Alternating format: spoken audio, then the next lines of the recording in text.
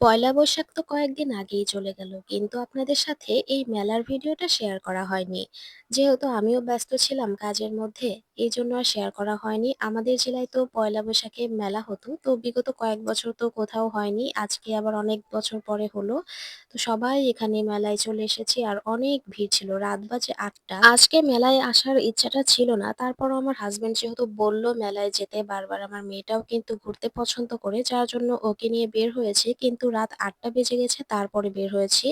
আর এসে তো দেখি রাত ৮টা বাজলে কি হবে, এখানে কিন্তু ভিড়ের কোনো কমতি নেই। অনেক ভিড় ছিল এইখানে। বিগত কয়েক বছর যেহেতু পয়লা বৈশাখটা রোজার মধ্যে ছিল, যার কারণে এখানে মেলাও হয়নি আর তেমন একটা জমজমাট হয়নি। আর এবার যেহেতু ঈদের পরে পয়লা বৈশাখ, যার কারণে হিন্দু, মুসলিম মানে সব ধর্মের মানুষ কিন্তু এইখানে এই মেলাতে উপস্থিত হয়েছে। আর এখানে অনেক মজার, মজার খাবার ছিল। মেলাতে তো অনেক মজার, মজার খাবার আর অনেক দোকান ছিল। আর এখানে অনেক সুন্দর, সুন্দর জিনিস বিক্রি করছিল।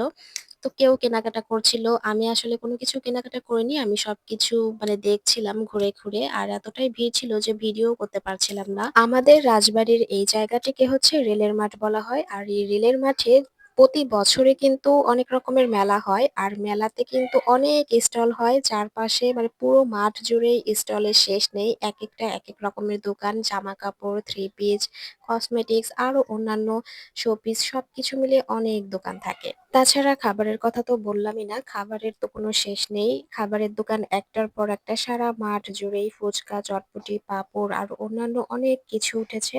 তো মেলায় কিন্তু আমরা ৩ জন মিলে ঘুরে, ঘুরে দেখছিলাম সবকিছু। যেহেতু শেষ পর্যায়ে গিয়েছি, কেউ, কেউ আবার দোকান ভেঙে নিয়ে যাচ্ছে। তো আমার মেয়ে কিন্তু মেলা থেকে এই ছাতা আর হচ্ছে এই হারমোনিয়ামটা কিনেছে। কেমন হয়েছে অবশ্যই কমেন্টে জানাবেন। বিশেষ করে হারমোনিয়ামটা পেয়ে আমার মেয়ে কিন্তু অনেক খুশি। আর এটাতে যেহেতু মিউজিক হয়, তো বাচ্চারা তো মিউজিক সিস্টেম গুলো অনেক বেশি পছন্দ করে। তো মেলা থেকে ঘুরে এসে আমার মেয়ের যেহেতু ক্ষুধা লেগে গেছে, ওর জন্য আমি সামান্য পরিমাণে পাস্তা রান্না করব। আর ও যেভাবে খেতে পছন্দ করে সেভাবেই রান্না করব। পাস্তা রান্নাটা অনেকে কিন্তু সবজি মিশিয়ে রান্না করে, আমি কিন্তু খুবই সিম্পল ভাবে রান্না করি। যেহেতু আমার মেয়ে এর সাথে সবজি খেতে চায় না, শুধু ডিম দিয়েই আমি রান্না করে দিই। আর আজকে যেহেতু ঘরেও ডিম ছিল না, তাই আমি ওকে এমনি শুধু মশলা দিয়েই রান্না করে দিয়েছি। আর এর মধ্যে কোনো পেঁয়াজ মরিচ কিছুই দেই না, যেহেতু পেঁয়াজ মরিচও খেতেই চায় না একদমই।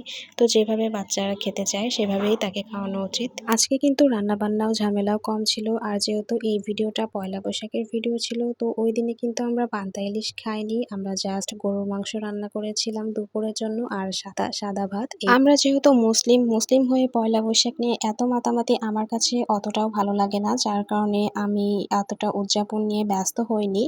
আর পান্তা ইলিশ খেতেই হবে এমন কোনো কথা নেই। যার রিজিকে যেটা থাকে সেটা নিয়ে সন্তুষ্ট থাকাটাই আমার কাছে ভালো মনে হয়। তো আল্লাহ আমাদের রিজিকে পান্তা ইলিশ রাখেনি, যার কারণে আমরাও খাইনি। এটা নিয়ে আমার এতটুকুও আফসোস হচ্ছে না। তো অনেকেই কিন্তু আফসোস করছে।